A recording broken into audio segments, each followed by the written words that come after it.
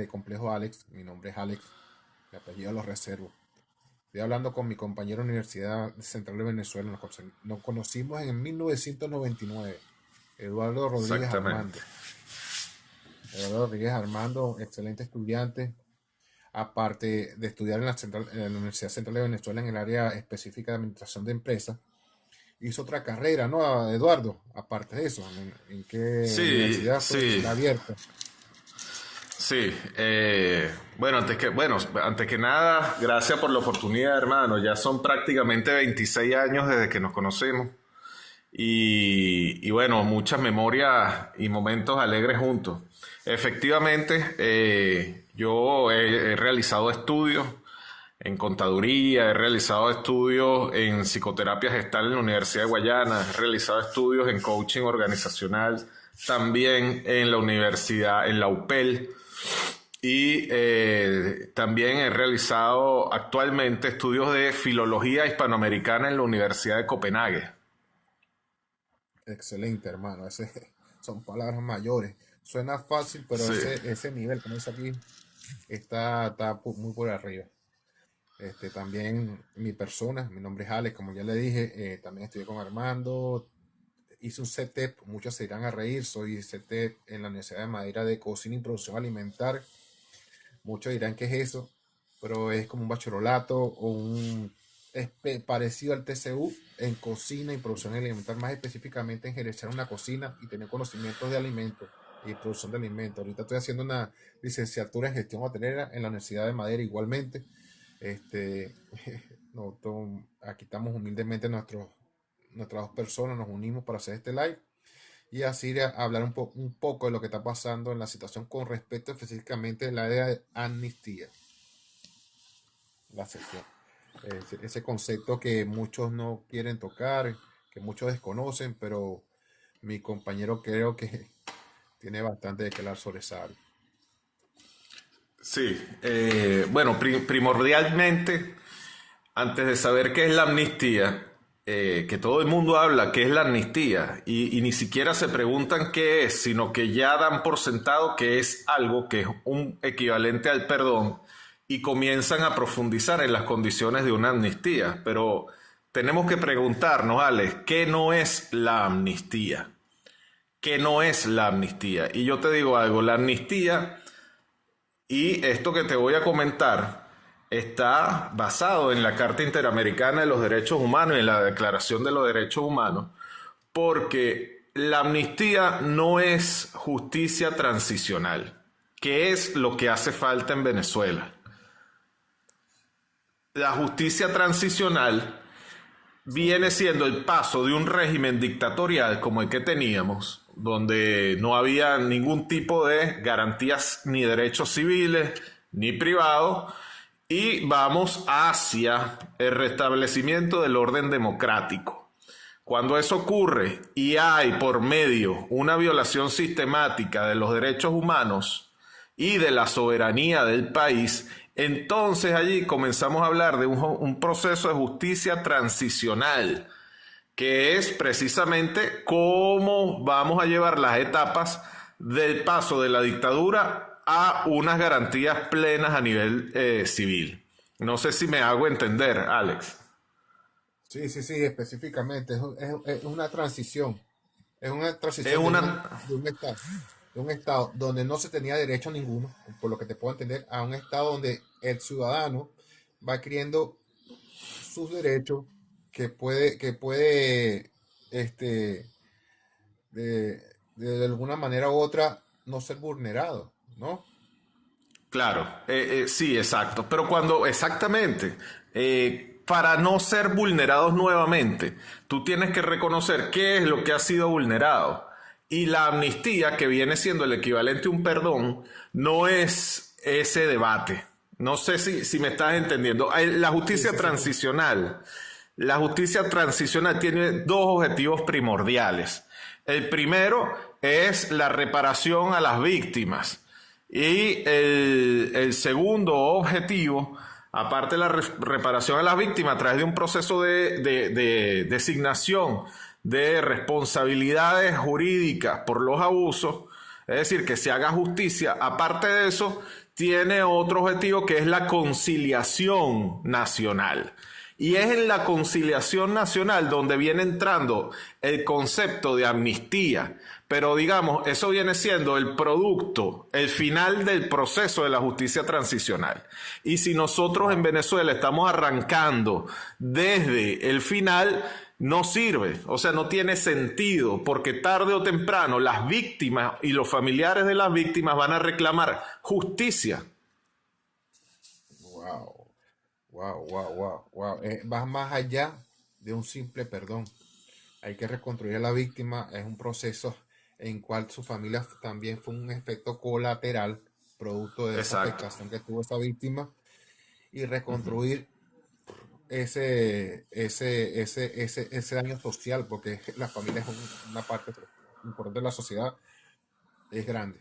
No es sencillo hablar de amnistía como tú estabas hablando a un inicio. Es más allá. Hermano, disculpa la interrupción. Si continúa con la información que está muy buena. Claro. Entonces, si me lo preguntas, yo te diría, ¿por dónde habría que comenzar entonces? Si me dicen a mí, pues es sencillo, por lo que está escrito. Esto no lo estoy inventando, no lo estoy inventando yo. Llevan Eduardo décadas de Rodríguez Almario. estudio. Sí, llevan décadas de estudio acerca de cómo hacer estos procesos de transición. Y te voy a poner un ejemplo, Alex. En el mundo hispanohablante han habido 3 casos significativos de justicia transicional. Esos casos son en España, la España que vino post-Franco, en Chile, el Chile que vino post-Pinochet, y en Argentina, la Argentina que vino post-Videla, ¿verdad? Son 3 casos de violación sistemática y reconocida de los derechos humanos donde el país quedó devastado y se empezó un proceso de justicia transicional. ¿Para qué? Bueno, con el fin de hacer justicia y reparación a las víctimas y el fin de conciliar al país para no para pasar páginas, sino para sanar heridas y seguir adelante. En esos tres Eso pasó en procesos, Chile, ¿no? ¿En qué en año, Chile, Eduardo, pasó eso? en Chile en la Pinochet. década con Pinochet, en la década de los 70, pues ninguno de estos 3 casos ha durado tanto tiempo como la situación venezolana. Digamos que nosotros después de Cuba estamos en segundo lugar. Ya le tocará digamos, el momento, el turno al bate a Cuba, pero nosotros en Venezuela somos el Lo veo país difícil. que sí, bueno, eso lo podemos hablar más adelante, pero para Ah, sí, sí, culminar sí. esta idea, Sí, estos sí. 3 procesos que se llevaron a cabo en Chile, Argentina y España tuvieron sus aciertos, los países siguieron adelante, pero también sus desaciertos. Y nosotros, que seríamos el cuarto país que vamos a atravesar por un proceso de justicia transicional, debemos hacerlo bien, porque no solamente tenemos la teoría, también tenemos la práctica. Y más allá de la práctica, les tenemos una bendición, que son las tecnologías de la información. Ni en Las plataformas, Argentina, entonces. las plataformas y la tecnología, porque cuando Videla en Argentina, Pinochet en Chile y Franco en España no existían los teléfonos celulares. De manera que los No, actos de imagínate. violación, claro, los actos de violación de derechos humanos no están documentados. Nosotros, Ujú. afortunadamente, tenemos horas y horas y miles de horas documentadas de grabaciones de violaciones a los derechos humanos y el régimen ha sido tan descarado que ellos incluso han transmitido la aniquilación sistemática de personas usando la fuerza del Estado, lo cual es un crimen de lesa humanidad. Y te pongo el caso de Oscar Pérez. Tuvieron la desfachatez de grabarlo en vivo y tenemos Sí. las dos episodios Y anda documentados de rodando, y parte. anda rodando por ahí. Disculpa que te Sí, interrumpa, sí, Eduardo. Está en YouTube. Qué sí, sangriento. sí. Bueno, exacto, Oscar Pérez. Y no exactamente. olvidemos, no olvidemos de Alejandro Pimentel. Alejandro Claro, Pimentel, Pimentel. que así lo conocemos Y ahí habían personalmente. 8, Una ahí estaban tremenda 8. persona. Sí, Y a su esposa sí, también. sí. Pimentel y la esposa Dayana Santana. Exacto. Y Bueno, tú la conociste también, coincidimos claro, en eso. a Oscar Pérez lo conocí también, un hermano masón, pero bueno, Ese, esto es una... ese punto, ese punto que tocaste ahorita de la masonería lo tocamos en otro tópico, pero ese también es muy Claro, interesante también. y Pimentel también, ¿oíste? Hermano Sí, sí, masón. sí. Pero bueno, pasando este punto, nosotros tenemos demasiada documentación de crímenes y también testigos. O sea, esto fue un régimen muy descarado, porque no actuó ni siquiera como una dictadura, sino como un cartel. Y los carteles necesitan mostrar lo horrendo que son, lo abusivo y lo grotesco que pueden ser con violencia. Y ellos no se cuidaron de esto. Ahora les va a tocar el Para turno mí, de responder. sí, sí. Sí, ahora les toca el turno de responder. Pero ¿qué pasa, Alex? La situación es que estamos empezando mal, porque estamos empezando con una ley de amnistía que está diseñada. Es una farsa, yo lo dije, está grabado. Apenas Delcy Rodríguez lo anunció en enero, dije, eso no tiene pie ni sentido, es una farsa.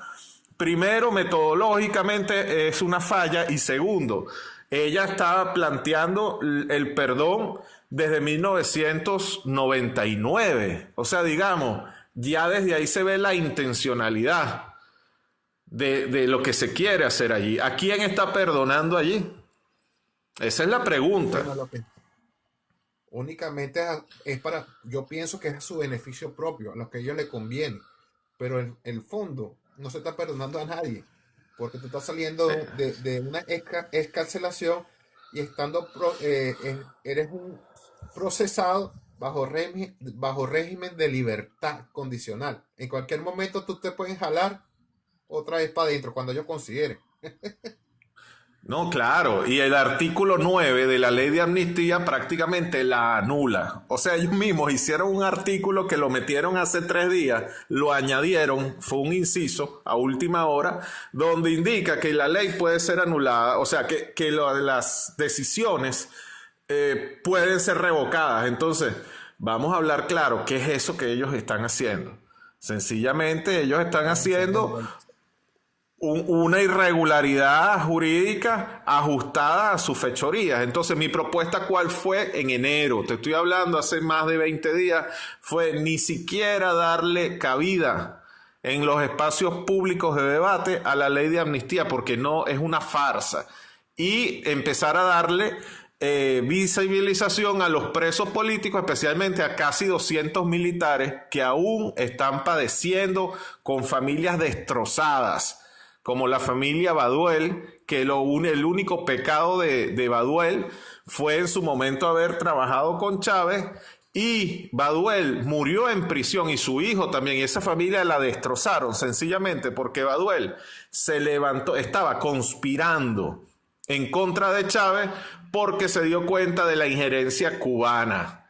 Y Chávez no lo perdonó. Es un preso de Chávez igual que a la jueza Fiune. Entonces todos esos casos, igual que Caguaripano y tantos militares que son los que han llevado la peor parte, hermano. Eso es lo que hoy en día tiene que estar en el debate. La ley de amnistía, Estados Unidos lo que quiere, como son los que controlan ahorita esta transición, es que haya una careta que justifique las liberaciones que ellos exigieron. Eso es todo lo que Estados Unidos quiere, pero esa ley de amnistía debe pasarse página y empezarse a hablar desde ahorita a un proceso de justicia transicional.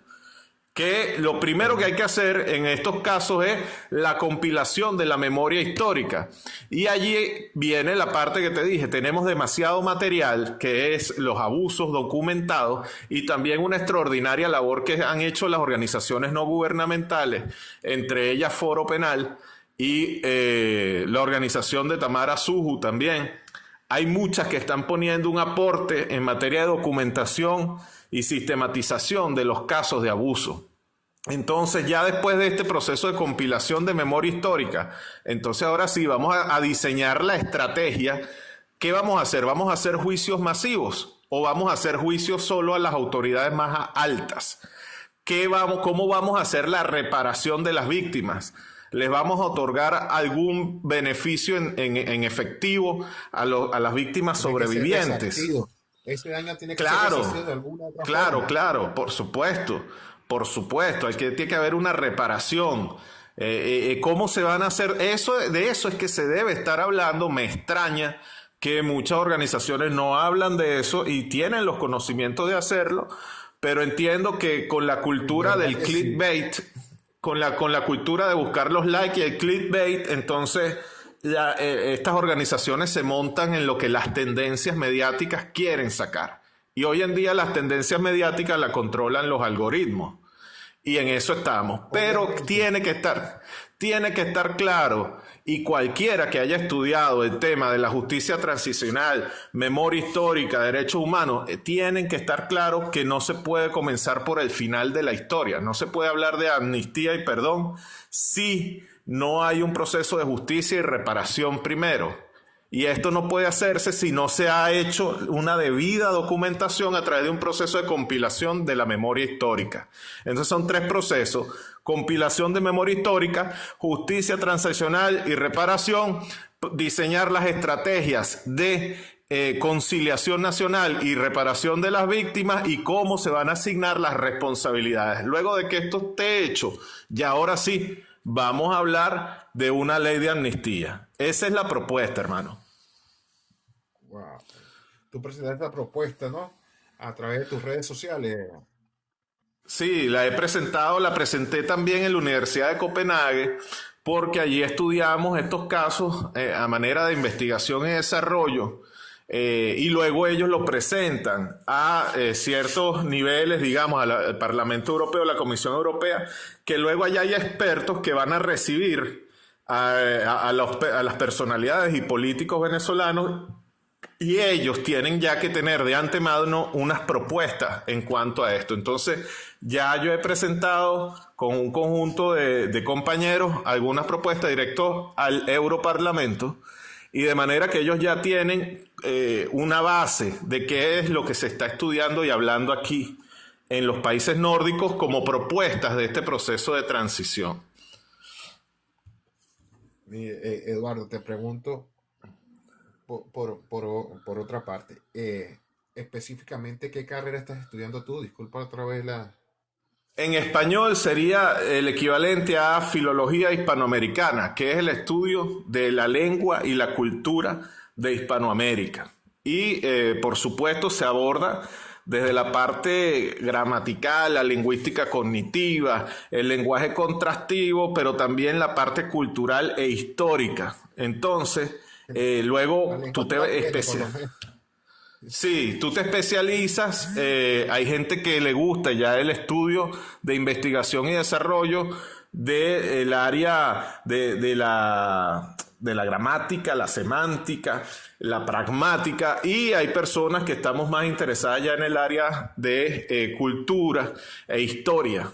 Entonces, digamos, en general, eso es el objetivo de la carrera, y obviamente enfocado totalmente en Hispanoamérica, tanto en España como en los países latinoamericanos. Sí, sí, sí. A mí me agrada hablar mucho contigo porque tú eres una persona muy nutrida en el área, en las áreas no empíricas, sino metodológicas.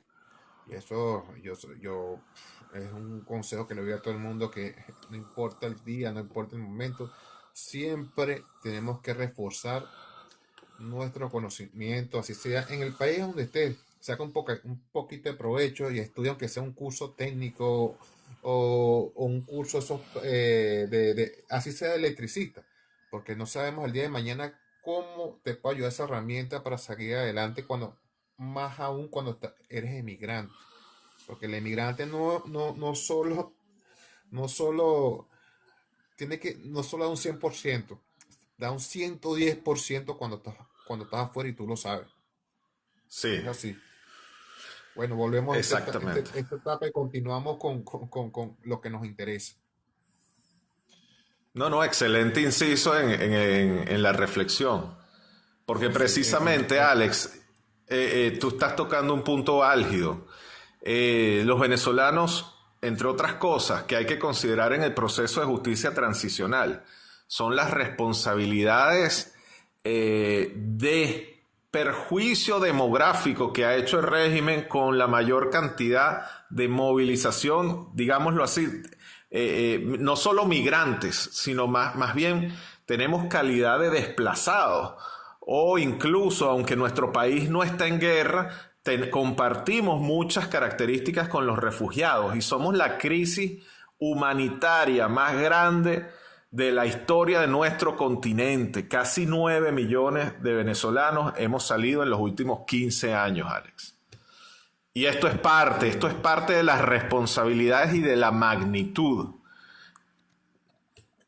Esta movilización, la palabra ya se me fue ahorita, que para mí he compartido en trabajos duros, trabajo como recoger basura, camiones de basura, andar en camiones de basura, recoger desechos sólidos a profesores con maestrado. Es lamentable que profesores con maestrado que no, nada más con el léxico, tú sabes que es una persona con una preparación importante, odontólogos, médicos, que no le importa tirar su ego, el que no debería tener ego, orgullo, porque el trabajo no deshonra, a un lado por un trabajo que le dé de comer diariamente. Es lamentable, hermano, es lamentable. Porque los países, la gente lo ve. En estos días estaba en el chat y un caso de un peruano que colocó que alguien puso una publicidad.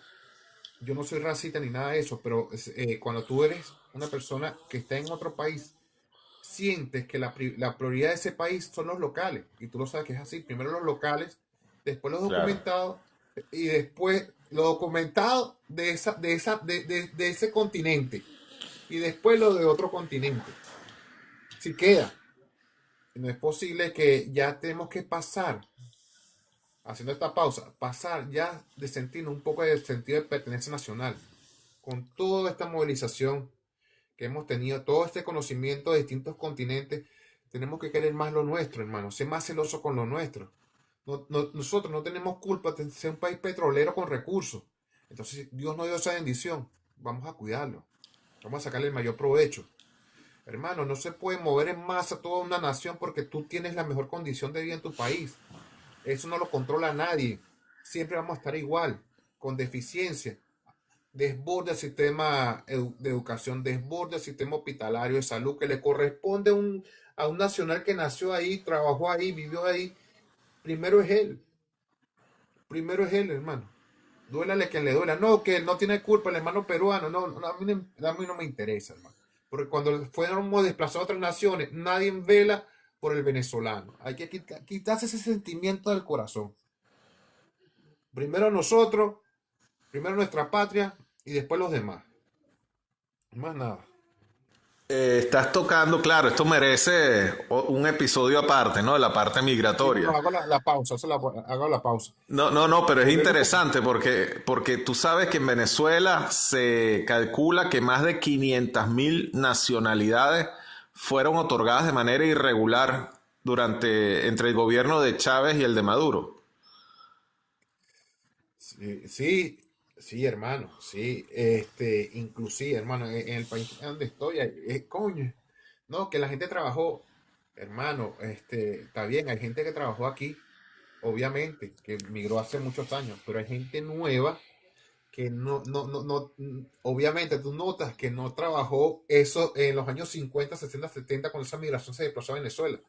Sabes que son otro tipo de ingresos que obtuvieron y hacen su situación aquí, compran inmuebles para justificar. Bueno, no vamos a entrar en esos detalles.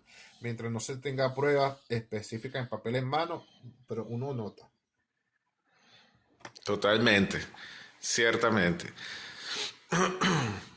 Volvemos a la amnistía. Sí. Bueno, te estaba comentando, Alex, que una vez que nosotros arranquemos por donde debe ser, porque yo te digo, esto se va a caer. Esto es un castillo de naipes, esta ley de amnistía. Primero por su ámbito de alcance, la formulación jurídica, por su propio objetivo, incluso por su propia formulación y diseño. No tiene una buena base, eso se va a caer. Y se va a caer porque tarde o temprano las víctimas piden justicia. El torturado pide justicia. Hoy en día, Jorge Rodríguez declaró que casi más de 11.000 personas tienen medidas cautelares de presentación en Bajo Venezuela. régimen de presentación. Bajo régimen de presentación. Eso Fastidioso. es, Ahí está lo que es eso. sí, eso es una locura. Bajo Entonces, régimen, bajo régimen de presentación, tú tienes que acudir a los tribunales y presentarte. Y cada vez que tú vas, tú no sabes si regresas. Eso es así. exactamente. Mira, la metáfora más sencilla, yo te puedo decir, de hacer esto como se está haciendo. Imagínate una pareja con un marido maltratador y que tienen unos hijos. Y entonces, allí, en vez de comenzar un proceso de divorcio y las bases legales y los procedimientos como se deben hacer, pues entonces no, eso se omite incluso el proceso de divorcio. Y el marido saca un papel, ojo, no la mujer maltratada, o pongámoslo en viceversa, ¿no? Porque siempre y decimos que la mujer es la maltratada. Vamos a poner que aquí fue al revés, la mujer maltrató al hombre. Ya que hablamos de igualdad hoy en día, vamos a poner el caso que no es el común denominador. La mujer maltrató al hombre y ella misma, que es la victimaria, hace un papel saltándose divorcios, saltándose todos los procesos, los abogados para negociar la repartición de bienes. Ella saca un papel y dice, lo escribe ella misma en la impresora de la casa y pone, bueno, aquí tú me perdonas, tú vienes a mí, me pides perdón, yo te perdono a ti, tú me perdonas a mí y listo. Y no ha pasado nada.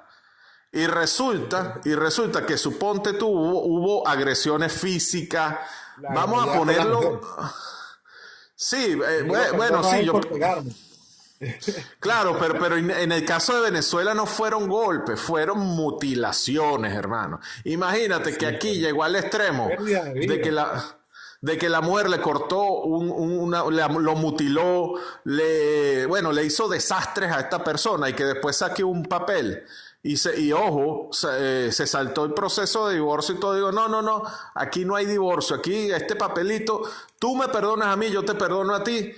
Y listo. Y compartimos la custodia de los hijos que también han sido maltratados y mutilados por esta persona.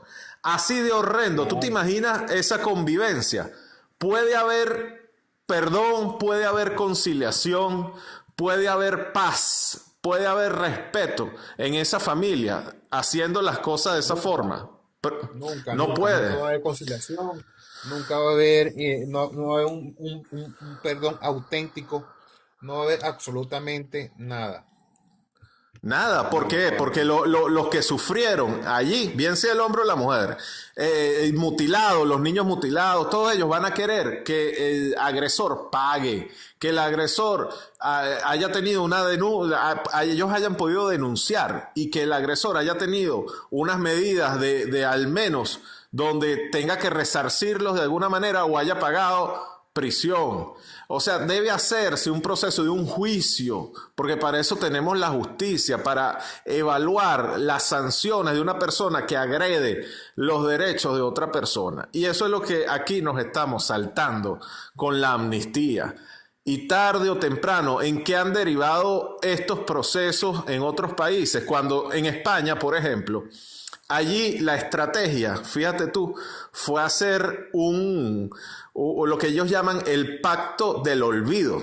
Así se llama, se llama históricamente, el pacto del olvido. Es decir, no se vuelve a comentar más nada, como si esa parte de la historia no existiera. ¿Y qué pasó con los años? Bueno, funcionó en un inicio, porque todavía no estaban disparados los procesos postraumáticos. ¿Y qué pasó luego con los años? Las víctimas empezaron a querer justicia. Y tanto fue así que en el año 2002 tuvieron que reabrir el caso porque la justicia no fue efectiva, y hasta el sol de hoy todavía están investigando los crímenes de Franco y descubriendo las tumbas y volviendo a hacer un levantamiento de información para hacer justicia en España.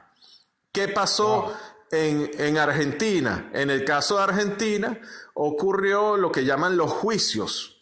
Los juicios es que ellos comenzaron a hacer juicios a diestra y a siniestra. ¿Cuál fue el problema allí? Que la población estaba tan indignada que empezaron a culpar a Raimundo a todo el mundo, y eso generó una polarización muy fuerte en Argentina que generó décadas después problemas sociales inmensos, que hasta el sol de hoy hay una polarización de la población. Y en Chile hubo la ley de amnistía, tal cual. Eso Pinochet, con España, ¿no? la primera experiencia que te cuento del olvido fue, el pacto del olvido fue en España.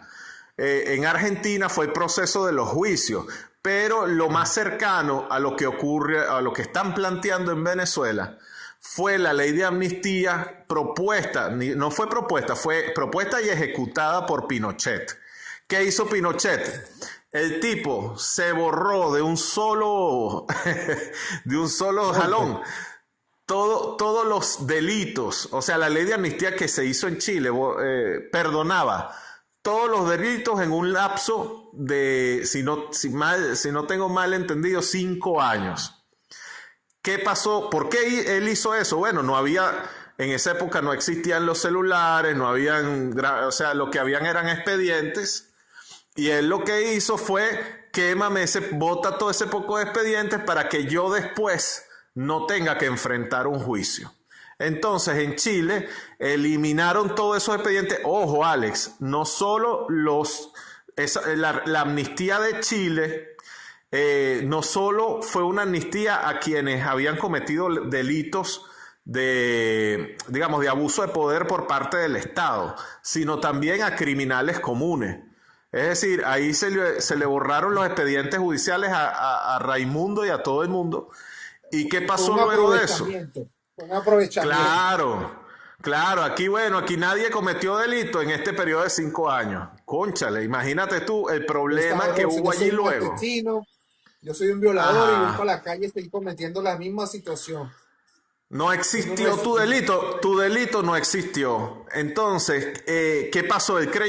Pinochet creyó que se salvó de las consecuencias, pero es como yo te digo, las víctimas siempre van a pedir justicia, sea hoy, mañana o pasado mañana. Y eso es lo que ocurrió en Chile. Y presionaron tanto que, como él desapareció todos los expedientes, entonces tuvieron que crear una comisión de la verdad, que es una gente que, vamos a investigar lo que este hombre borró, vamos a investigarlo.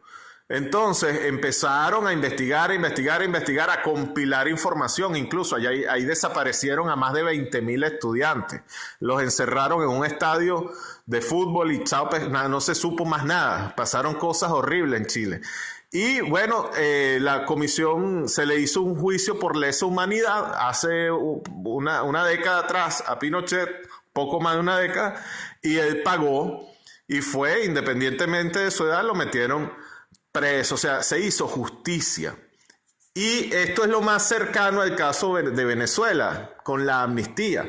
Yo creo que la amnistía y emular lo que ocurrió en Chile es la peor de las estrategias y la peor de las decisiones. Y considero que es una pérdida enorme de tiempo seguir profundizando los debates que todos los días salen en prensa, cuando es una medida que no va a ser efectiva, que va a tener que retomarse. Pero también entiendo que Estados Unidos lo que quiere es que haya un instrumento legal temporal para que se justifiquen las excarcelaciones.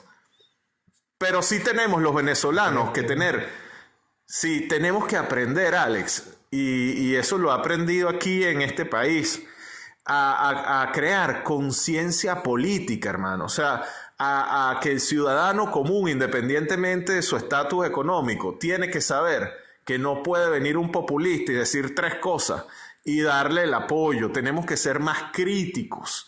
Y aparte de eso, tenemos también Pero no está que viendo, no está viendo empezar. lo que, no está viendo lo que pasa. Todavía el venezolano todavía sigue con esa mente de rumba y de fiesta.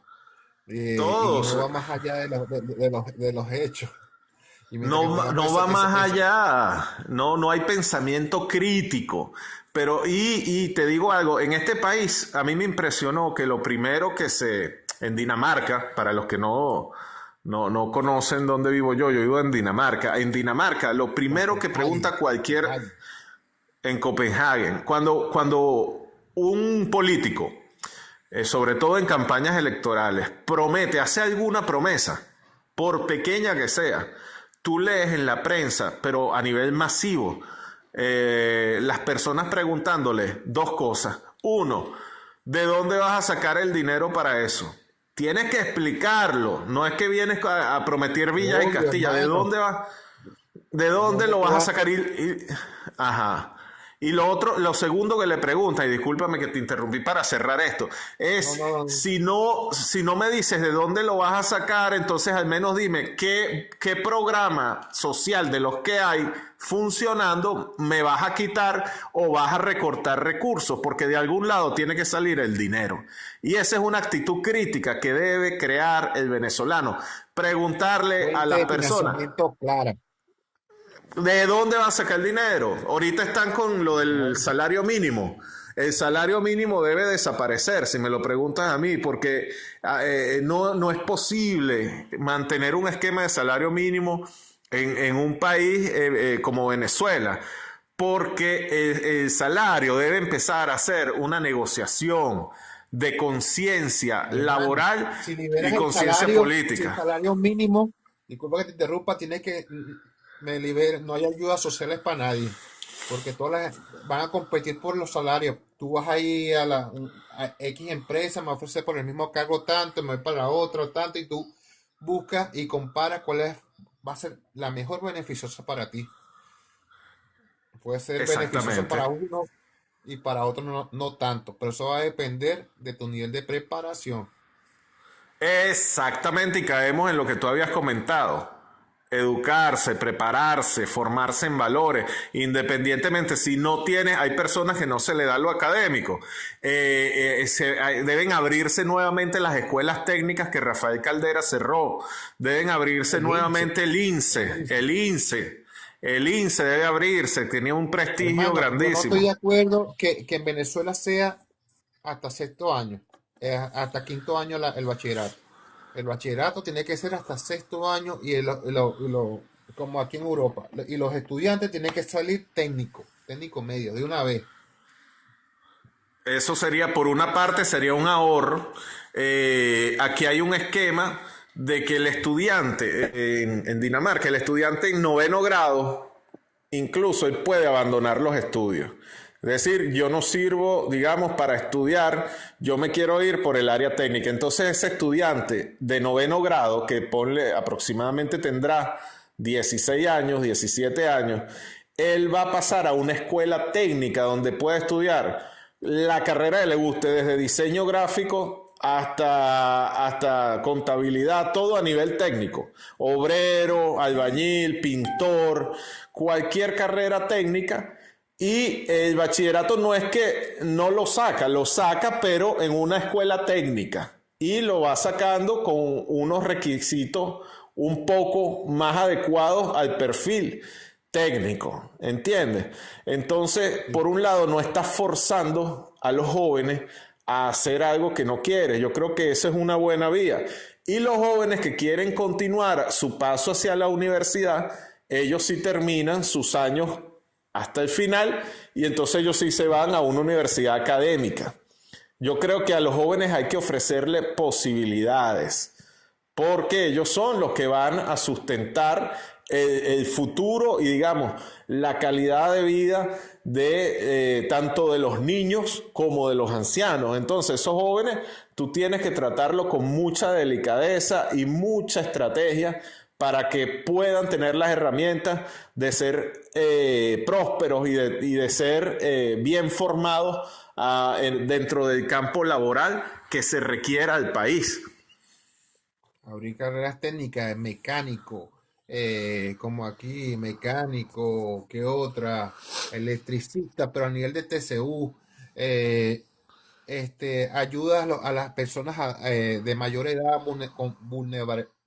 vulnerable, los adultos mayores, todas esas carreras que son vaciadas por gente no calificada, ponerlos calificados y así vamos avanzando a un país mejor. Ya tú ves la gente hablando con otro léxico, la gente sabiendo responder a las expectativas del cliente, porque si tú estás cuidando a un viejito, tú le das él te va a preguntar por qué este dolor aquí en su parte eh, del cuerpo. Y tú le vas a hablar con argumentos sólidos, no con argumentos, oye, yo quiero que te vas a echar unos ramazos y se te aquí. No, claro, mire, señor, esto puede ser hable con Claro. su enfermera, hable con su médico. Eso son situaciones mayores que se escapan de mis manos, pero yo veo que tiene algo de consideración, que usted tiene que ir al médico, ya conoce cierta anatomía de su cuerpo que te da señales que eso no está bien. Eso es lo que yo quiero, por ahí se tiene que ir el destino del país y este, creo que eso va a ser un poquito largo, pero sí creo que se va a lograr con esta inyección de dinero que se está haciendo, que no he visto el primer dólar todavía, mi hermano. Bueno, yo tampoco he visto la primera gota de petróleo, Alex. Creo que no hemos visto, desde que nos Y aquí no hay conocemos, beneficio. yo, yo no conozco porque, exacto.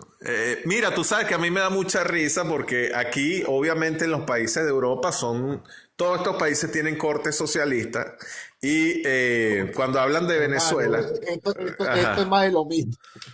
sí, pero cuando hablan de Venezuela, entonces van y critican, obviamente, a Donald Trump por la interferencia y vienen con el tema de la Hermano, sí, no. soberanía.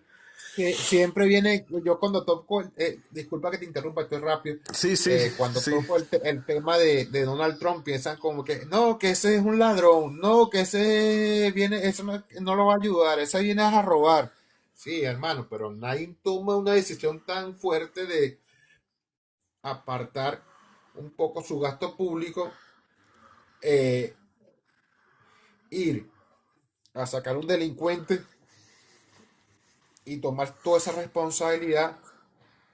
Hay que tener un poco de consideración con ese señor, porque no fue el ego de él, más de uno se liberó, más uno, el venezolano se sintió que le entró un fresquito.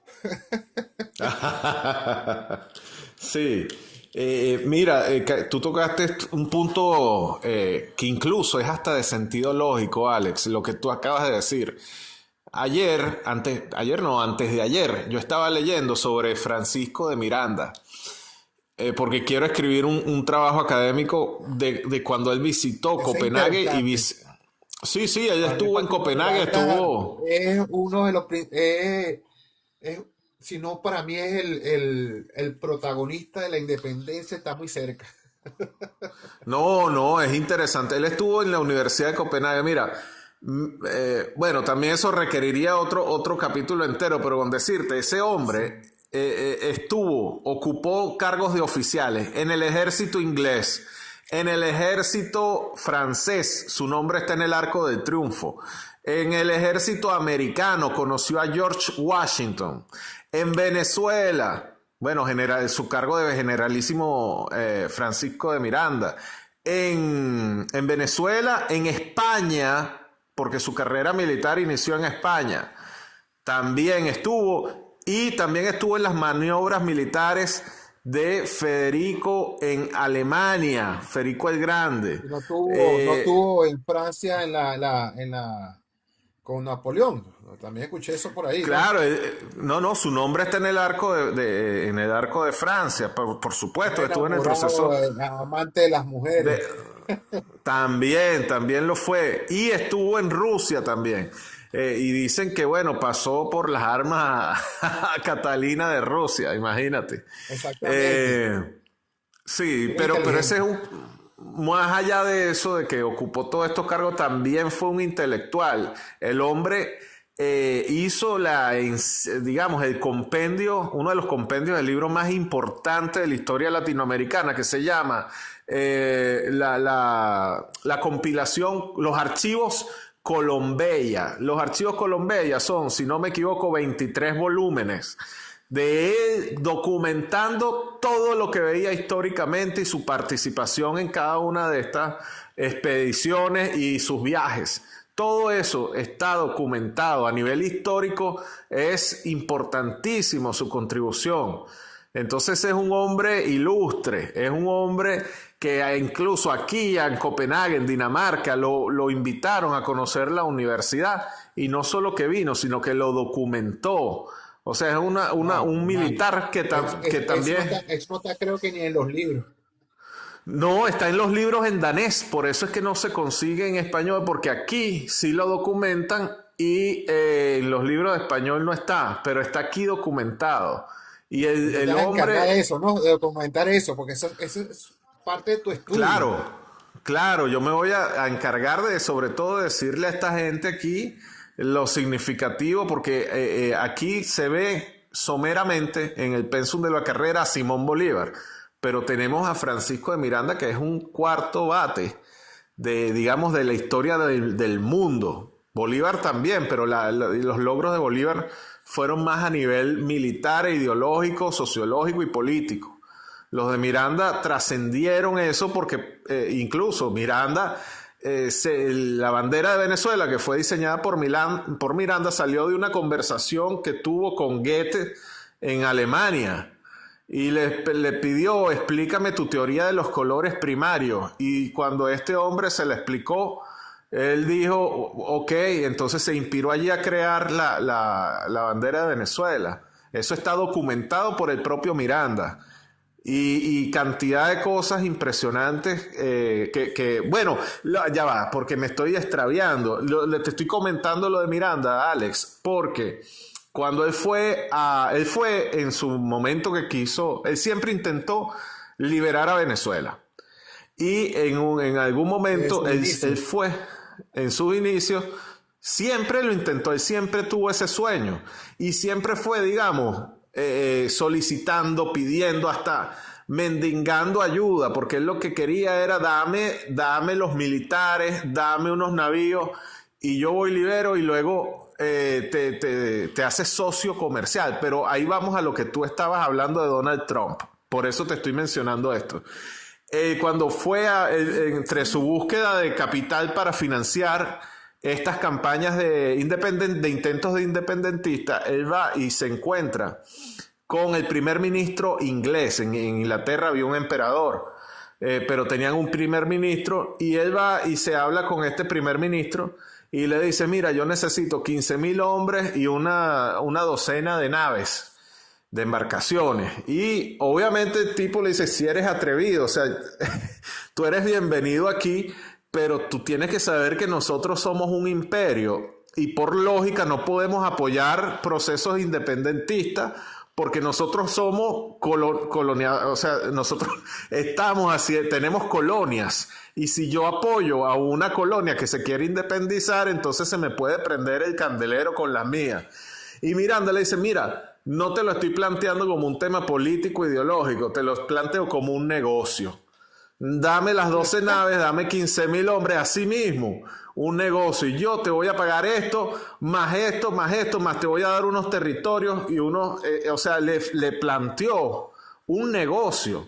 Lo que te quiero decir es que tu razonamiento de decir que a Trump no es un villano, ese es un hombre de negocio. Y obviamente lo que él hizo en Venezuela generó costos.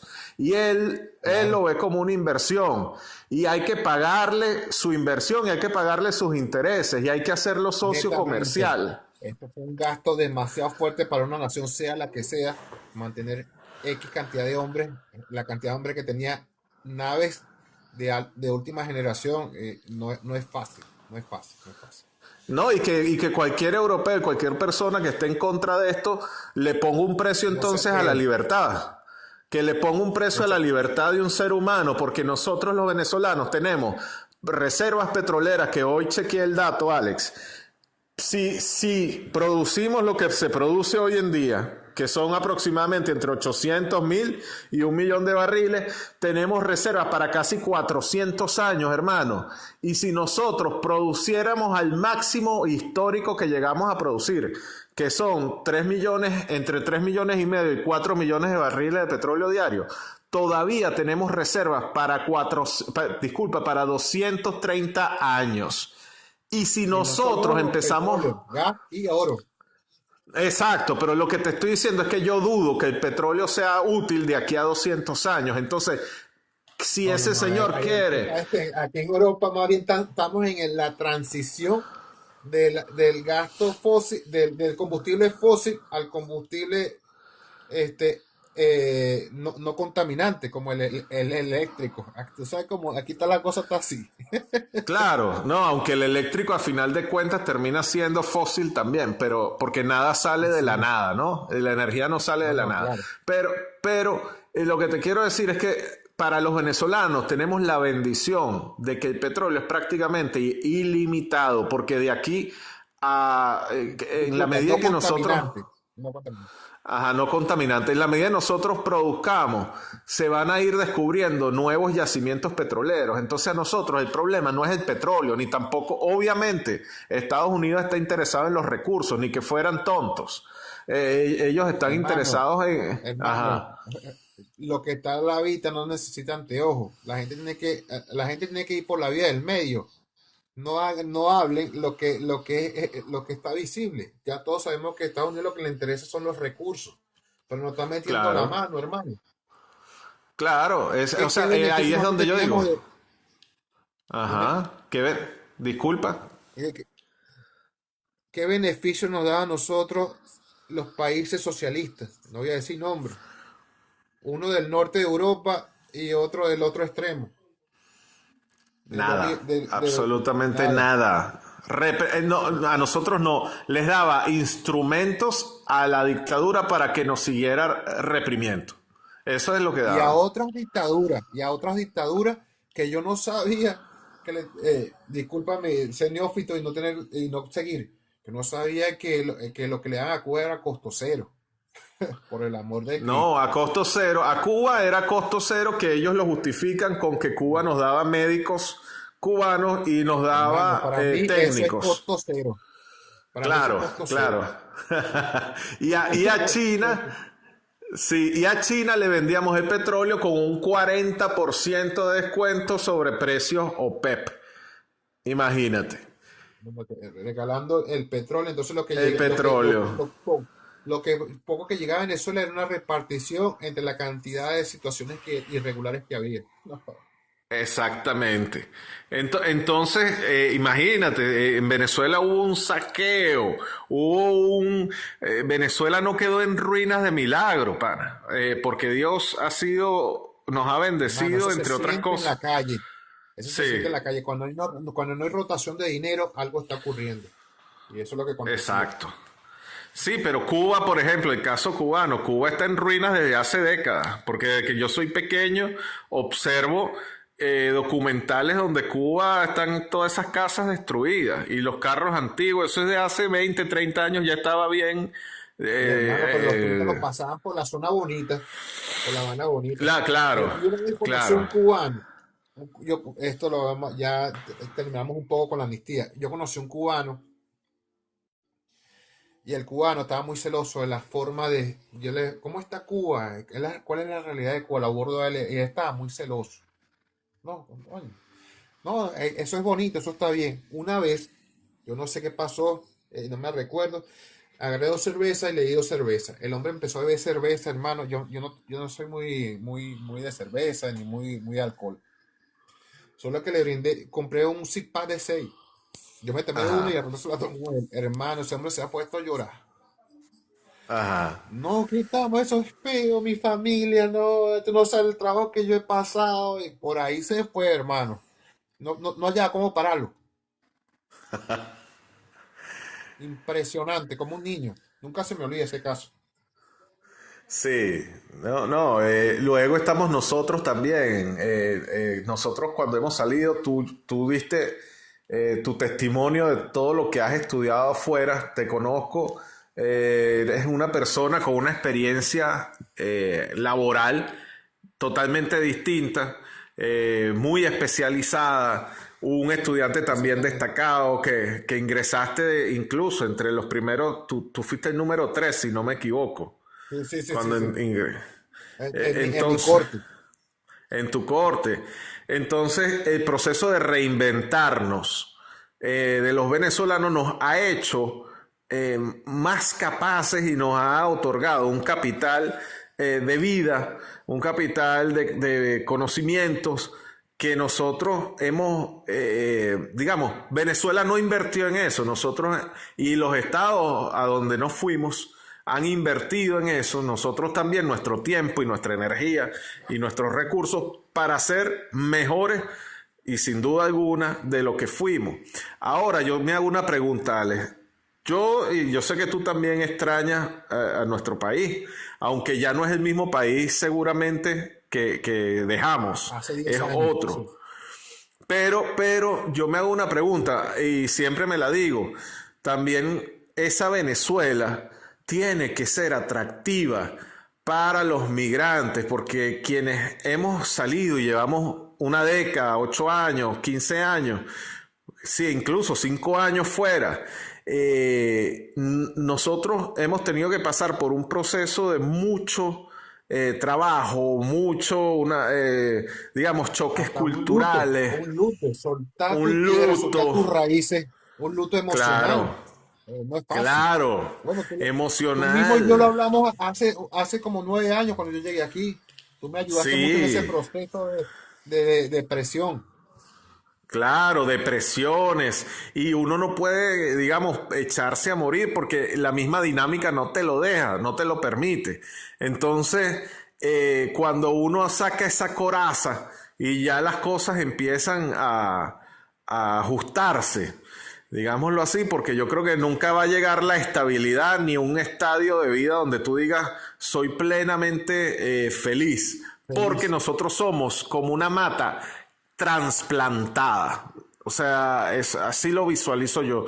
Ya nosotros no estamos en nuestra tierra idónea, donde tenemos plenos derechos civiles, donde tenemos el gentilicio de ser ciudadanos. Nosotros estamos transplantados como en un museo que no sabemos, somos un espécimen de otro país y aquí, bueno, yo funciono, ¿no? Estoy vivo, pero no estoy en mi tierra.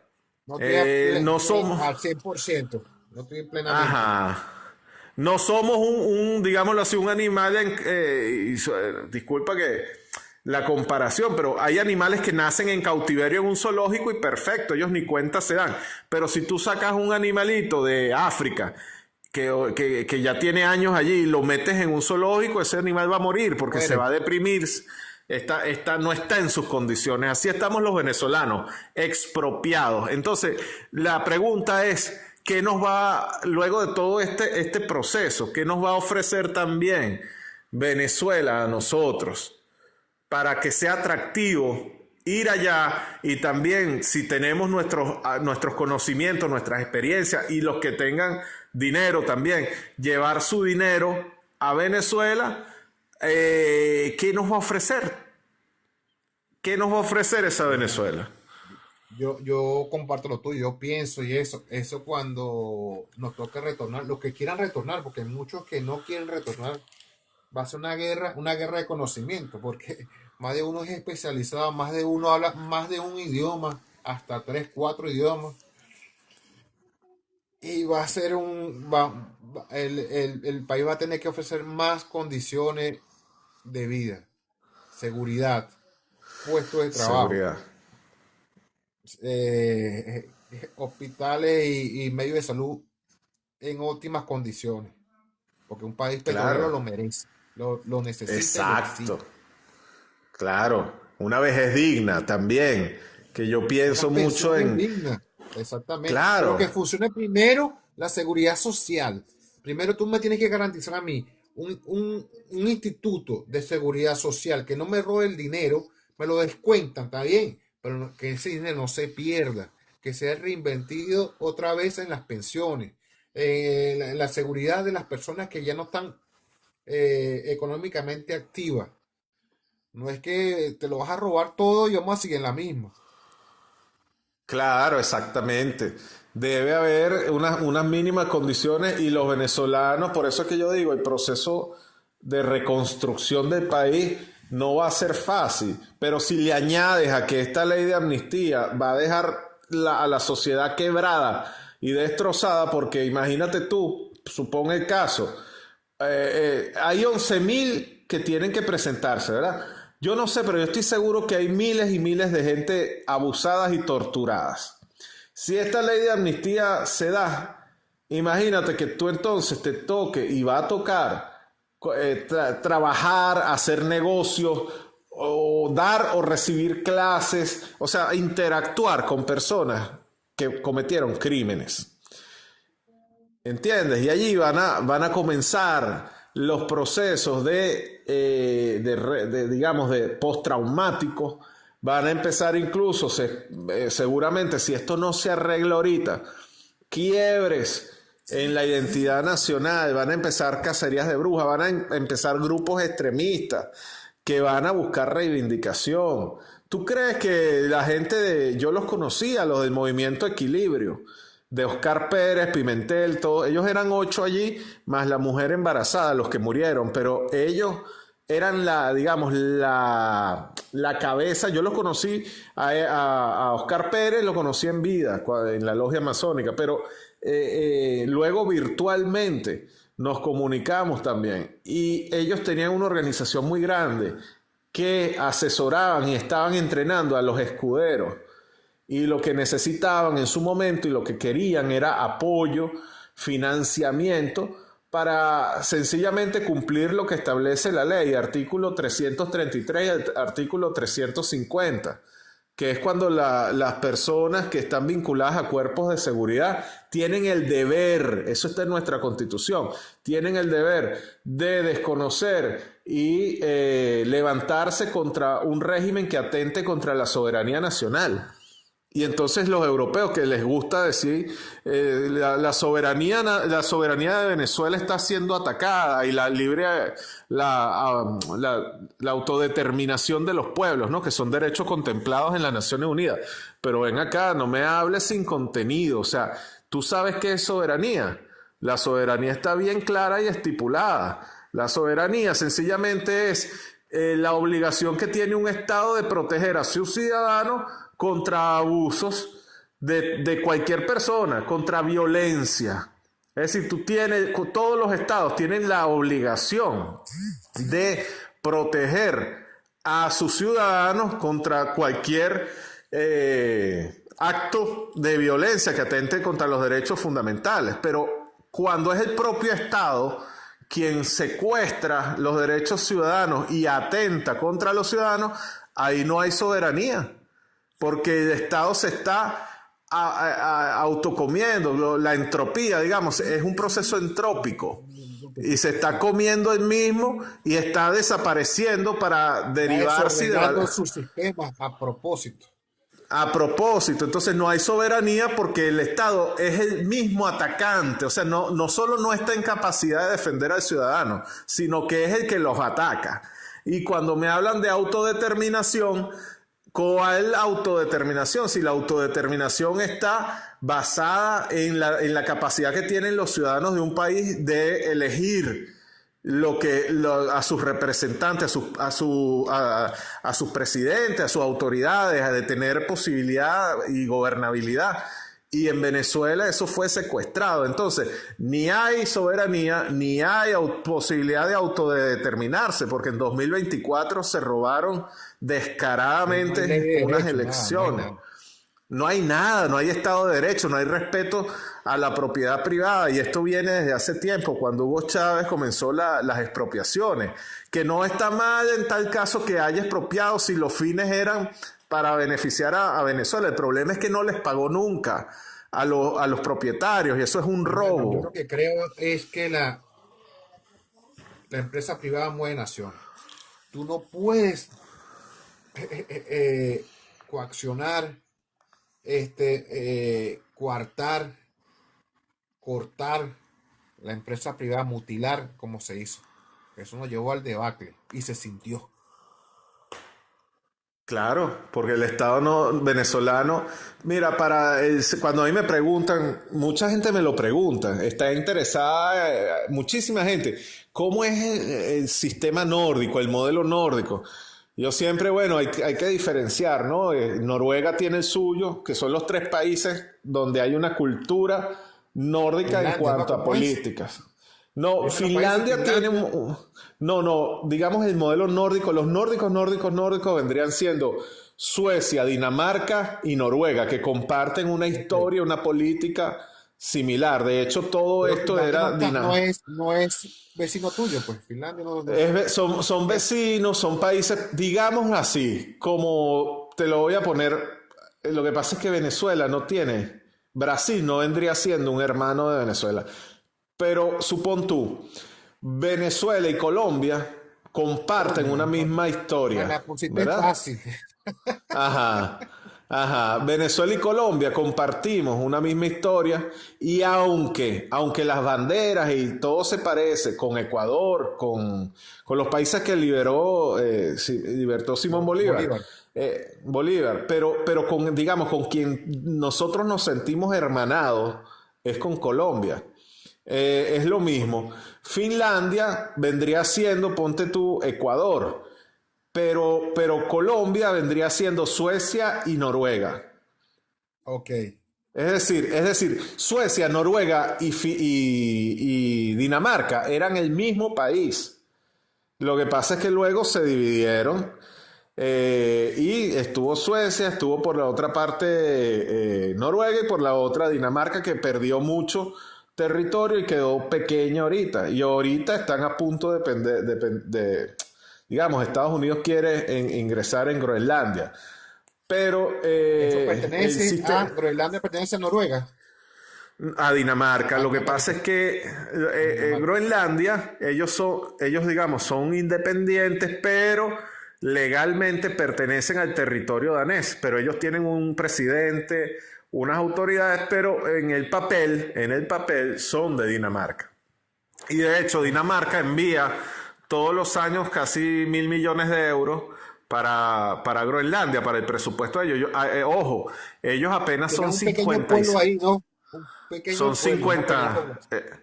son una pequeña población prácticamente en un continente, porque es gigantesco Groenlandia.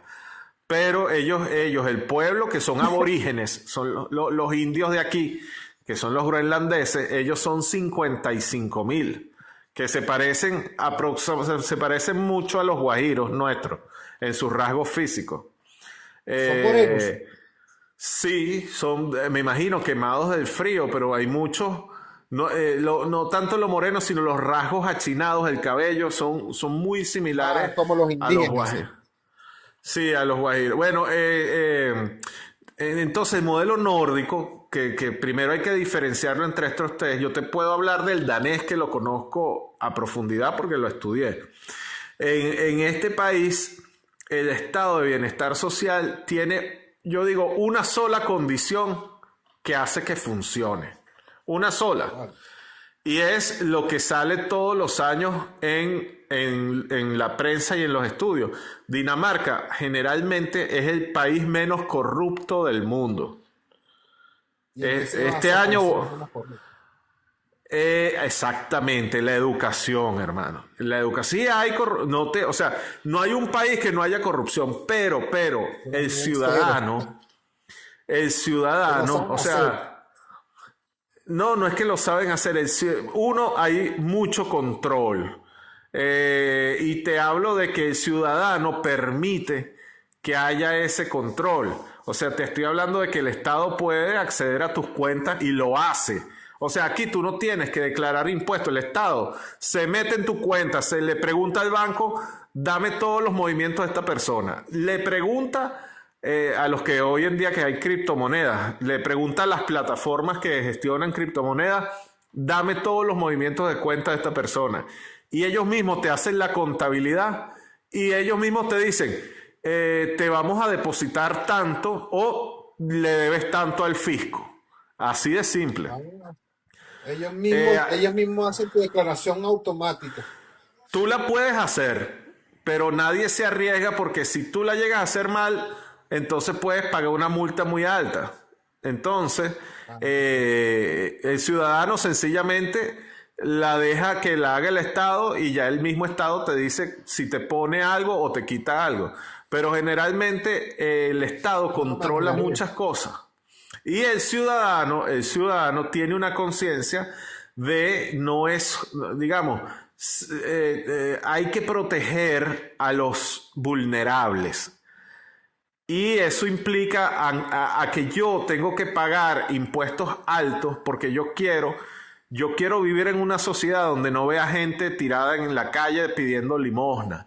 Yo quiero vivir y no existe, Ale, aquí si ves a alguien así que sí los hay, uno, son extranjeros que vienen de otros países a mendigar o gente que, bueno, tiene problemas ya, o sea, no quiere dejarse ayudar por el Estado. Y el Estado No, ahí aquí dice, sí hay bueno, gente, no puedo. aquí sí hay gente pobre y viviendo en la calle, pobrecito. No, aquí el que está así, uno es porque vienen puede ser, muchos vienen del este de Europa, y vienen, o sea, toman eso como un oficio, vienen y hacen eso, pero las personas saben digamos que no, aquí no hay pobreza extrema. Y el que es danés y está pobre es porque no se quiso dejar ayudar. Y bueno, obviamente tiene problemas de drogas y ya escapan por voluntad propia. Pero el ciudadano sí tiene conciencia. Por ejemplo, y te hablo en mi caso particular, todos los meses yo pago 37 más 8% de impuestos, es decir, de mi sueldo. Son 46% de mi sueldo se va en impuestos. Y ojo, yo pago el 46% porque mi sueldo es un intermedio tirando abajo. Es decir, digamos, hay tres niveles, los que ganan bien, los intermedios y los bajos. Yo soy un intermedio tirando abajo y aún así me quitan 46%. Si yo ganase más, mientras más ganas, más te quitan. Y el máximo que te pueden quitar es 70% de tu sueldo. Wow, hermano, entonces Pero, te quitan el ajá. 50% de tu sueldo, ¿para qué estás trabajando? Dedícate a otra cosa, vete de ese país. No, sí, no, porque fíjate, entonces llega a que tú sientes que hay una red que dices, ok, si a mí me pasa cualquier cosa, hay un Estado, no importa que tú no tengas un hijo que te ayude, un familiar que te meta la mano, un amigo, Me no, respalda. el Estado te va a meter la mano, ¿entiendes? Y entonces el ciudadano danés es muy consciente de que eso es así y mantienen, aquí han habido referéndum para eliminar los impuestos o bajar, o sea, no eliminarlos, bajarlos a un nivel a la mitad. Y los daneses dicen no queremos nuestro impuesto así porque las cosas, el estado de bienestar social funciona así. Aquí, a diferencia de otros países de Europa, hay un Pagan las presupuesto medicinas, que Eduardo. ahí, ¿cómo te explico? Según el sistema danés, tú pagas medicina hasta un monto anual de, si no me equivoco, 10.000 coronas, como unos 1.500 euros. De ahí en adelante te saldrían gratis. Pero yo contraté un seguro aparte donde las medicinas que me receta el médico, el seguro me paga la mitad. ¿Entiendes? Ok. O sea, no es, o sea, se pagan unos 40 euros al mes, pero eso te paga la mitad de muchas cosas, incluso lentes de lectura, y siempre es bueno tenerlo, porque aquí en este país el clima demanda muchas medicinas y por cualquier cosa una medicina aquí es muy costosa. Entonces, estos seguros que no es que sean privados, son fondos colectivos, como cooperativas. Ok. Tú pagas mensualmente una cuota y ellos, y eso te lo deducen de los impuestos, o sea, lo que yo pago en esos seguros. Otra cosa que se paga aquí es los sindicatos son voluntarios. Entonces, si usted quiere que lo proteja, como aquí no hay sueldo mínimo, ni hay ministerio de trabajo, ni nada de estas cosas, No. aquí tu Tú entras y protección sales es, cuando quieras de una empresa. el empresario te puede votar cuando le dé la gana. Claro, tiene sus lapsos de preaviso y estas cosas, pero él lo puede hacer. No, no hay nada que lo ate a no hacerlo. Entonces, tú aquí te tienes que afiliar a un sindicato, lo cual es por voluntad propia. Nadie te obliga. Pero yo, por ejemplo, estoy afiliado porque ellos son, si yo llego a tener algún problema, ellos te meten la mano, tienen abogados y tienen un Ya. poder muy grande. Entonces, el ¿Tú trabajas sindicato en dónde? ¿En es, las comunas todavía? es costoso, sí. El sindicato cuesta partir, o sea, si tú lo puedes pagar a medio tiempo o a tiempo completo. Si lo pagas ya, el sindicato es una cosa, ajá, me estoy confundiendo. El sindicato que te protege, hay varios gremios, ¿no? Dependiendo de tu gremio. Y unos cuestan más que otros, pero son alrededor de 20 euros al mes. Y el paro forzoso que existe en toda Europa, el paro, o sea, digamos, cuando te quedas desempleado, que el Estado te Claro. apoye con Aquí se dinero, llama el desempleo. eso es pago. Es decir, y es voluntario. Yo tengo que contratar que también no es privado, es una cooperativa, pues. Y tú pagas mensualmente, eso sí es un poco más caro, entre 80, sí, unos 80 euros al mes. Pero, ojo, si te quedas desempleado, ellos te van a pagar aproximadamente 3.000 euros durante 2 años. Wow. ¿Entiendes? Entonces, 3.000 euros mensuales durante 2 años, obviamente, y no solo eso, sino que te ayudan a incorporarte al mercado laboral, te hacen seguimiento, te buscan, te contactan, tienen un régimen donde tú tienes que meter 2 currículum diarios, semanales, para percibir eso. Es decir, aquí todo está muy bien estructurado para que no Hermano, tú nadie. te inscribes. Tú te inscribes y tienes que hacer lo que ellos digan para mantener el subsidio. Sí, sí, pero no es lo que ellos digan, tú te inscribes en eso. Es que es sentido lógico también. Es decir, si Tú tú te estás buscando, quedas estás sin desempleado. trabajo, ajá, pero puede ser que te quedaste sin trabajo o porque te hayan votado o O porque porque renunciaste. incluso porque renunciaste o por motivos de salud. Cada una de esas tiene sus condiciones. Si es porque tú renunciaste o porque te votaron, ellos lo que van a querer es, ok, empiezas a cobrar tu seguro, pero la idea es que te reincorpores al mercado laboral lo antes posible. Entonces, ¿qué Lo empiezan a antes hacer? posible para disminuir el gasto público. Sí, bueno, te empiezan a buscar entrevistas de trabajo, te pagan cursos privados que son costosos y te los pagan, o sea, ofrecen gratis. Sí, Te claro, hay empiezan a gente que capacitar renuncia. mejor todavía. No, y hay gente que sencillamente dice, me cansé de ser, yo conozco, eso se ve mucho aquí, gente que pasa o de ser no calificados durante muchos años y empezar a estudiar una carrera y el caso contrario, pasa muchísimo, que personas que eran médicos, ingenieros, doctores, médicos, ingenieros, esos son los que más se ven, contadores públicos, que se cansan de la carrera y quieren hacer un oficio no calificado ahora. Y muchas personas pasan de tener un puesto de eso a... El otro día conocí a uno que él era ingeniero y dijo, yo me cansé de ser ingeniero y me gusta la carpintería y se metió a estudiar técnico en carpintería. O sea, el caso inverso. Entonces esa flexibilidad Es te lo la que les dan también. satisface. Sí, eso te lo dan los fondos de desempleo, porque cuando, ponle tú, te cansaste, tienes un estrés, no quiero saber más nada de esto de la contaduría. Me dio un estrés los cierres fiscales, el último fin de año. Ya no quiero más saber más de esto. Entonces renuncias, entras a esto, le comentas, que tu situación. Entonces yo dice, bueno, pero busca quieres cambiarte de oficio y ellos te financian ese cambio digamos, aquí se llama, sí, cambio de carrera. Entonces una sociedad que funciona muy bien, pero requiere de la honestidad y de la voluntad de los ciudadanos. ¿Cuántos años cuál fue el año que nació como nación Dinamarca?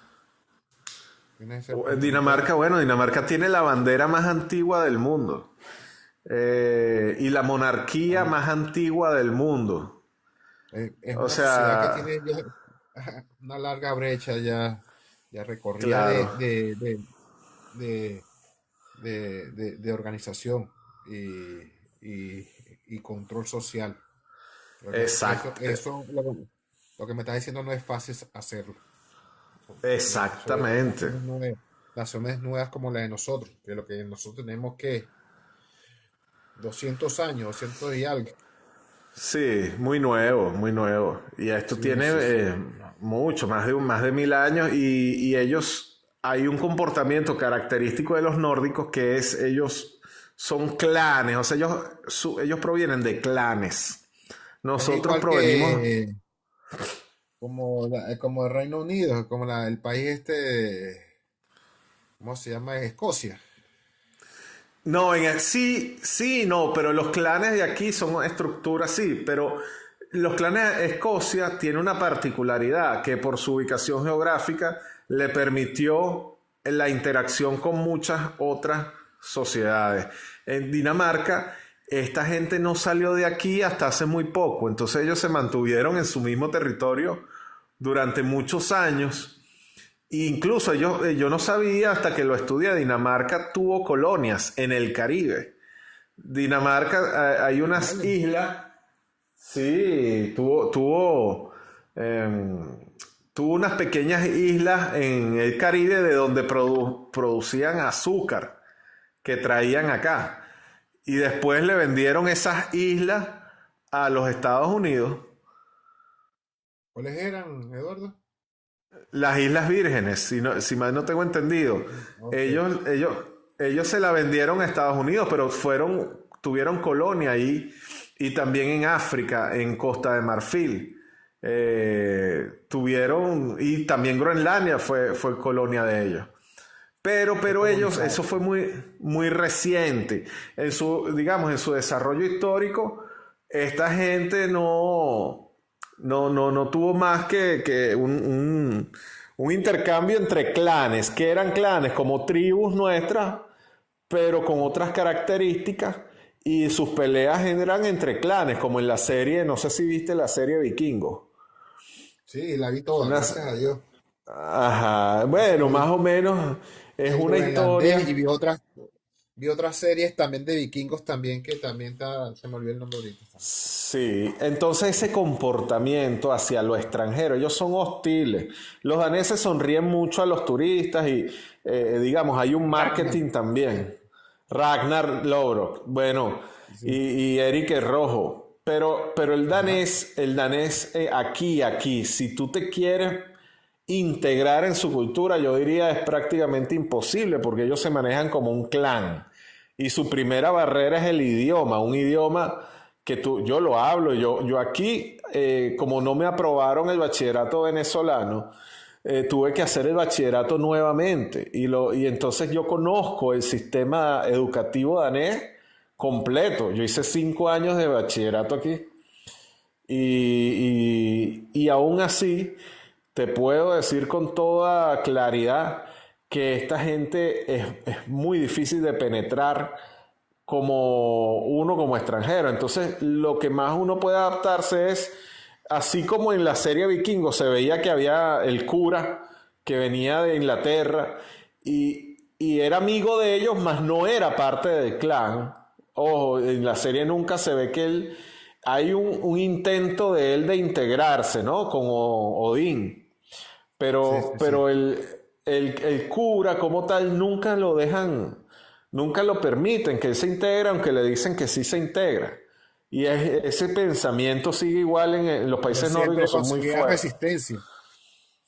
eso es una resistencia a todo nivel, es muy fuerte, pero como todo, pues, o sea, ahí viene lo que tú dijiste, ahí, el nacionalismo ideológicamente es malo, pero el amor a la patria es bueno. O sea, creo que cuando tú empezaste a hablar, que hablaste de recuperar ese valor hacia Venezuela, ese amor, no tanto es nacionalismo, sino amor a la patria. Sí hay que tenerlo.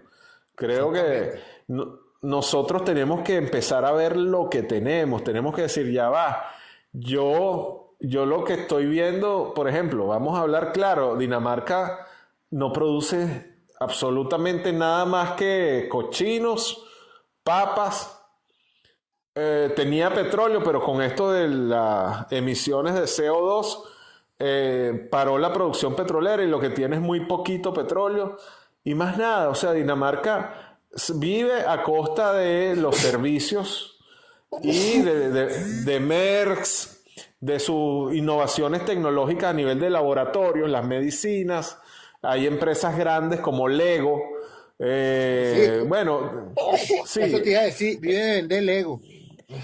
Lego, hay empresas, las cerveceras, Carlsberg, Tuborg, pero Dinamarca en sí no tiene Carlos es bueno. absolutamente, sí, Dinamarca no tiene los recursos de Venezuela, entonces uno tiene que voltear hacia allá y decir, hermano, o sea, ¿Por qué Venezuela cree que tiene está mejor que yo?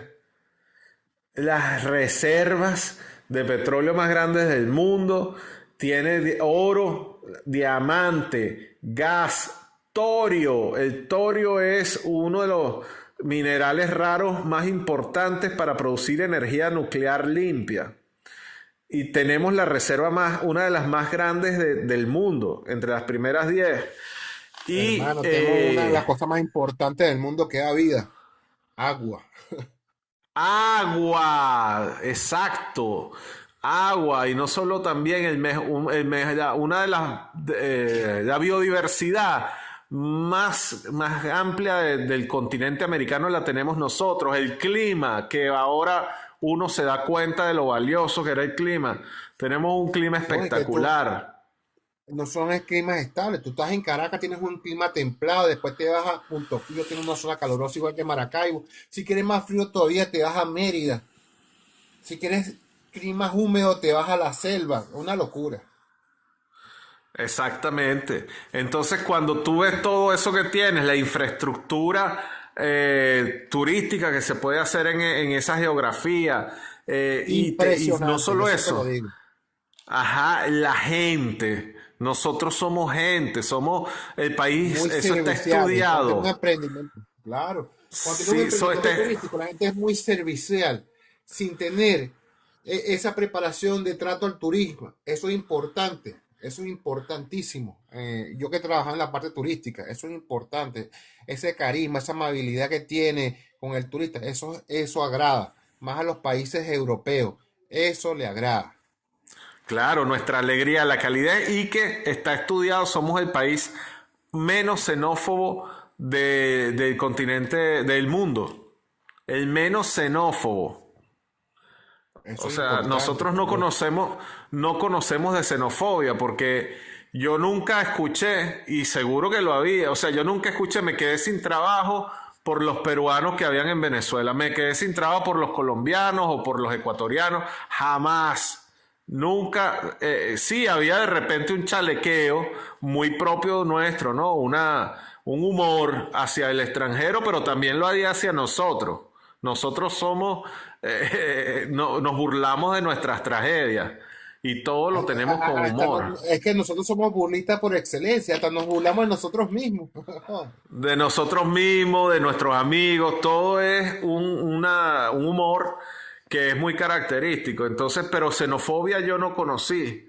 Yo vine a conocer xenofobia como migrante. Yo Y, también, hermano, es y lamentable. sí, es lamentable y también el ver nosotros, sé que estamos en Europa, pero también es lamentable lo que yo he visto como tratan a gente o como la trataron. Al parecer ya están mejor las cosas. En Perú, en Ecuador, fue muy feo. A mí me dolía ver los venezolanos maltratados de la manera en que linchados en muchas oportunidades.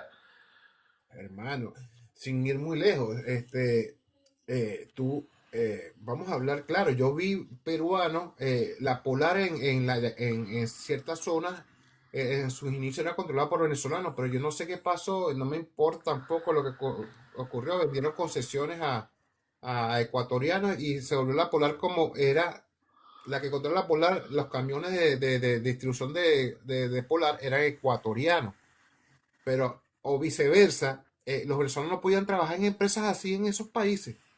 Que me disculpe si desconozco alguno que puede refutar eso, pero empresas de esa magnitud no había, el venezolano trabajaba en trabajos no calificados, que Exactamente. ejercía, demandaba mucho esfuerzo físico. Tengo primos en Perú que son constructores, constructores no, son trabajadores de la parte de construcción y trabajan en condiciones precarias, hermano.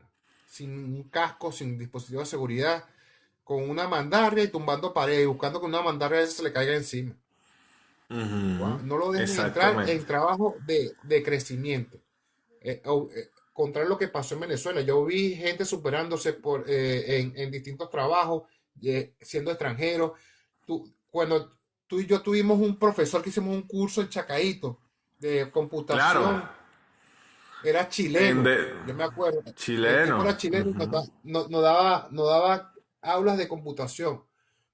Dejamos que las personas de afuera crezcan, se integraran a la cultura de la mejor manera. No llegan al país directamente, no, tú tienes que construir.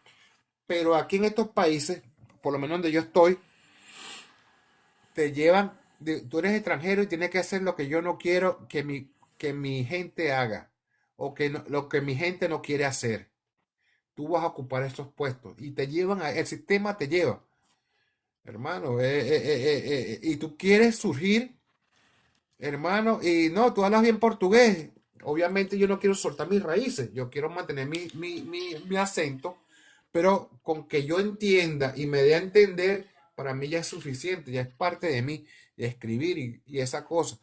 Pero lo ven como una limitante, pero no miden mi capacidad de trabajo y conocimiento. Ya te etiquetan, no, ya no sabe hablar el idioma. Concha, por favor. Inclusive, aquí he sentido bastante racismo por mi color de piel. Eh, Cuando llegué aquí, inclusive nos etiquetan es lamentable que el portugués, no, que en Venezuela nos decían los portus. Hermano, es muy difícil, diferente que nos digan los portos que me digan el mira, de una ¿Qué manera quiere decir él, mira? despectiva.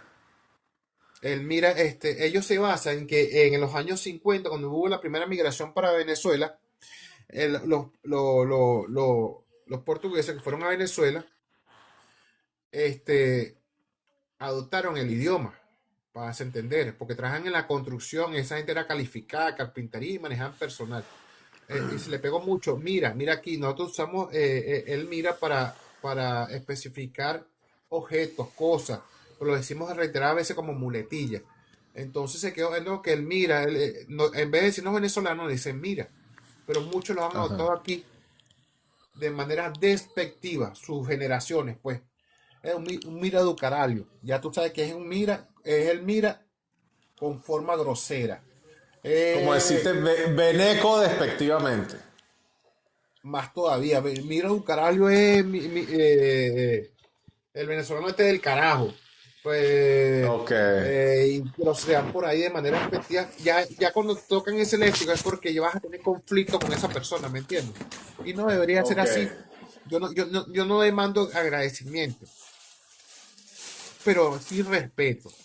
Tiene que demandar respeto y he tenido situaciones muy, muy fuertes con la gente de aquí porque yo sé que soy un poquito de mal carácter y me he dado a respetar que no me gustan ese tipo de situaciones. Pero bueno, es lo que se tiene por ahora. Para no entrar en detalle Claro. y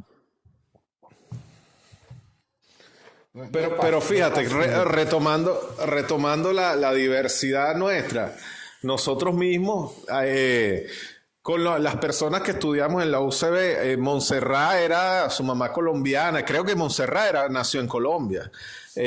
Y yo Monchi, creo que ¿te ella está en recuerdas? Colombia, ¿no? Sí, Mochi, todavía la tengo en Sí, mis redes sociales. Carolina Báez era española, de familia de descendencia española. La que era novia Ah, de yo José pensaba que ella era Ramón. árabe. Ah, oye, no lo sé. Ahora me pusiste a dudar. Sí, yo pensaba que Eh, ella era árabe porque ella era dueña de la Dulcinea. red de comercio de Dulcinea. Para que la gente que no sabe, una red de perfumes de los años 2000, 90, Dulcinea era dueña de una amiga en común. Ajá, claro que sí. Bueno, Jenny, tu esposa, de familia portuguesa. Sí, sí, sí. Eh, yo tengo de parte de mi mamá, todos son italianos, es decir, y nadie, eso no fue un impedimento para nadie. Cristian, Alemania, que le decíamos Alemania, ese era portugués, toda su familia. Sí, pero él estaba en Eh, Alemania, ¿no? Cristian de Abreu, el Kaiser. sí, ajá, no, él está en Portugal. El otro, Gustavo Giuliano, él es de familia italiana. Y ahí nadie, Daniel Chivarroja. eh, Da- Daniel Chivarroja, ¿te acuerdas? El hijo del profesor de que claro, murió de matemáticas. Bueno, él está en claro, Alemania, el hijo de la mamá es alemana y él es de descendencia alemán. Y ese me sorprendió un día, ajá, estaba aquí, hermano, voy para tu casa, ¿cómo? Mañana tengo el pasaje en mano. Cuando el hombre, estoy coño, aterrizando, yo pensaba que era jugando, estoy aquí en Madeira, ah, coño. verga. Bueno, la que era novia de Cyber, Chiquitín, no me recuerdo el nombre Chiquitín, de ¿dónde ella. está? ¿Cómo que se llama ella? Aura no se llamaba. Aura, una Aura, chiquita. Aura, Aura, esta misma, Ajá, efectivamente Aura. ella es ecuatoriana, de familia ecuatoriana. Coño, no, Y, ahí y tiene yo, el pequeño, ese pequeño detalle, el pequeño crecimiento, yo sé dónde venía. no, lo que yo te digo es que jamás eso fue un tema, ni Mira, siquiera. y Carlos Luis es de San Agustín, de San Angustia. Coño, bueno, sí, Carlos Luis es un caso aparte, caso aparte. Si no tengo entendido, creo que una vez que jugaba básquet, uno de los que jugaba, Martín, alguno de ellos me dijo que tenía familia de Argentina. Coño, Eh, Martín Correa está en Argentina, efectivamente, lo tengo en mis redes sociales, está en ajá, Argentina. Yo creo que él es familiar de Argentina, está allá haciendo vida, hermano. ajá. Me comentó en alguna oportunidad.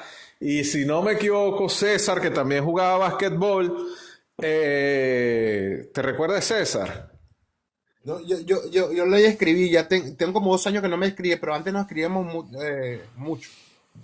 Ajá. César, Es César. decir, nosotros tenemos, creo que también por ahí había un dominicano. En fin, si, a nuestros compañeros más cercanos, ahí teníamos una cuadra de embajadas. Un intercambio cultural. Y Exacto. José Ramón Marrón, ¿de dónde era? Es una especie ya extinta. Coño, él también tenía familia extranjera de Estados Unidos. Él tenía Sí, sí, sí, sí. familia de Estados Unidos. Que por cierto, él está en Florida. ¿Te El acuerdas gordo Rafael. Sí. el gordo Rafael? Ese es Ah, otro caso, ese es otro caso. ese otro caso. Sí, Eso lo podemos hablar más adelante. sí. Bueno, Pero hermano, no te quito lo que más te estoy tiempo, ¿oíste? diciendo, no, bueno, vamos a ver, si quieres, No te quito más tiempo porque me cuadramos imagino luego que otro, quieres aprovechar tu tarde. sí, un episodio de ¿cómo se llama? De migración, que también es importante. Sí, vamos a agarrar todos esos tópicos, los vamos a montar, son muy interesantes. Vamos a arreglar ese problemita de que no, para que la gente vea también, nos demos a conocer. Esto lo voy a montar Sí, por mi plataforma de YouTube sí, y por el Instagram para ir generando y la gente contenido y nos siga conociendo. Y le agradezco a los pocos que se conectaron, que están ahí, los que pasaron por este live, que fue un buen aporte de dos personas humildes que lo que quieren es hablar un poco de lo que conocen de Antía y sus experiencias fuera del territorio de Venezuela, que nos hace falta bastante en nuestro país. Pero en fin, ya tenemos ya casi una década aquí. Muchas gracias así es. y buenas tardes. Un Bueno, beso, agradecido, Alex. Eduardo. Un besote, un beso. Un Saludos y beso, un bendiciones. abrazo para un Un beso para tu esposa. abrazo. Ahorita dice, Igual. coño, no, no te abuses. Un abrazo y No, bendiciones para la familia, Alex. Ok, igual, hermano, un abrazo ok, gigante. ok.